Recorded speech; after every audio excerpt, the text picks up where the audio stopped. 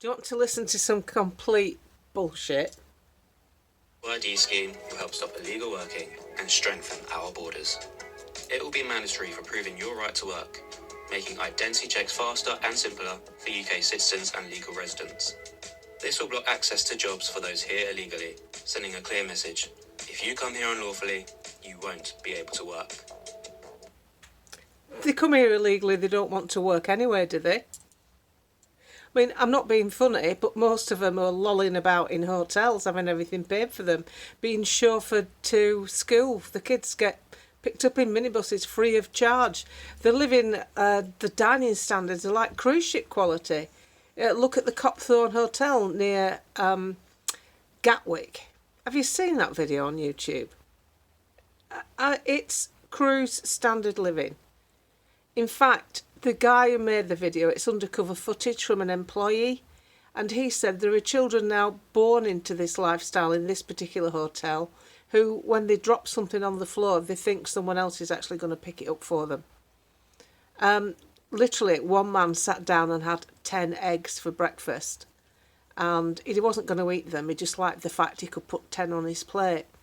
The chefs line up like on a cruise ship with bain-maries, with hot food for breakfast, with exceptional choice. Lunch is served 2 or 3 hours later. Breakfast is from about 8 o'clock till 10. And then lunch is served 2 hours later. Then in the afternoon, bags, little paper carrier bags with snacks like apples and bananas and the fresh fruit. Well, that's delivered every day, literally by the lorry load, and it comes out. It's beautiful fruit. And that's just to keep them going as a snack in between, as well as snack foods like sandwiches, burgers. And then, of course, it's dinner time. And it's 2 or 3 courses, and obviously plenty of choice because they don't want them to get bored with the diet. Some of them have designer clothing. In one of the rooms, you can see genuine Louis Vuitton luggage. These aren't poor people. These aren't people fleeing danger. These are people maximising the potential of what we've got to offer through the system that's been set up by really, really bad governments. Starmer didn't set this lot up. Starmer just benefits from using it. And when you listen to a recording like that about how they intend to stop the boats crossing the channel illegally, we've got a navy, we've got frigates, we could do it. We can process offshore, the legislation's in place. So why do you think it needs the entire nation, the entire adult nation, to have a digital ID card to stop a few people coming across the channel? It doesn't, does it? It doesn't stack up. And when you think other countries are working in lockstep with this, and when you think of Agenda 2030 and all the crushing implementations that they've tried to unleash on us, like DEI, where meritocracy, you're no longer employed on your ability, you're employed on your background. And yet the same people that put these laws into place, when they're employing people, like staff in their homes, they employ people who can do the job. It's amazing, isn't it? It's like it's one rule for them and one rule for us. Digital ID is not going to stop one single illegal person. Listen to the wording of the taped message. It will stop people trying to work illegally.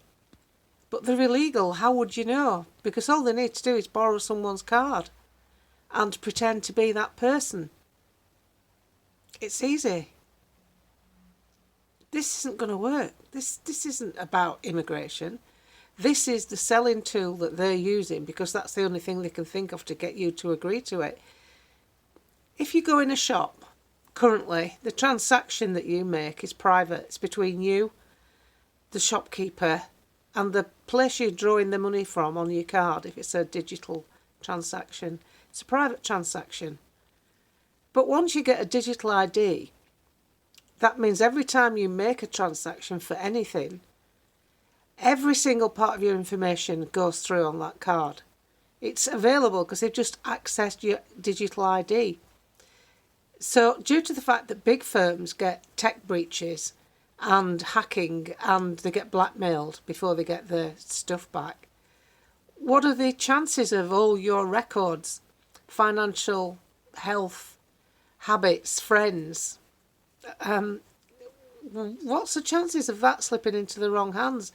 Bearing in mind how many transactions you make in a week. It's pretty high. I would say it's pretty high.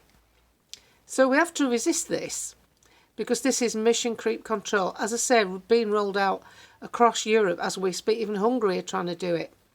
So, but let's face it, most of the European countries put up with being in the EU, even though they don't like it.